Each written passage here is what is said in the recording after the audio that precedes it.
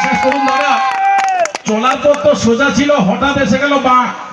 চলার পথ তো সোজা ছিল, হঠাৎ এসে গেল বাঁক, আর ইচ্ছে করছিল সেই বাঁকে ঘষে নিতে আমার টাক। কেন জানেন দাদা? আপনারা হাতের তালি দিচ্ছেন, ঠিক আছে, টাক ঘষে নিতে কেন ইচ্ছে হচ্ছে জানেন দাদা? কেন বলুন তো দাদা? কেউ বলে এটা খেলার মাঠ, কেউ বলে ফুটবল।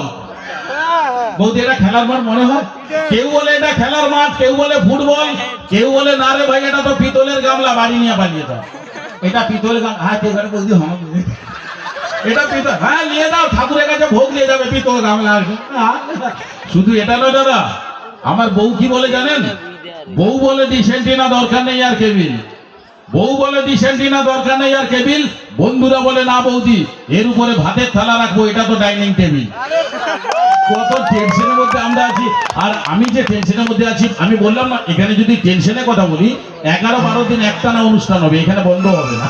তো আজকে আসুন, এখন অনুষ্ঠানে দাদাভাই রয়েছেন খুব সুন্দর। আপনি তো একেবারে হৃদয় ছোঁয়া, মানে জিত দিল জিত লিয়া आप सबको सभी को।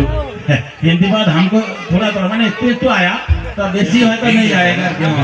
যত মানে हम बांग्ला तो पूरा कहते पारेगा, लेकिन हिंदी একটু একটু आएगा, जो মানে ততটা হয়তো नहीं आएगा, যতটা বুঝেगा दादा একটু मानिए लेगा। মানে क्या करेगा दादा, दोनों एक जैसा है ना। तो चलिए एक सिंगर बेहतरीन हल्का फास्ट गाता हूँ स्वर्गीय इकबाल सर।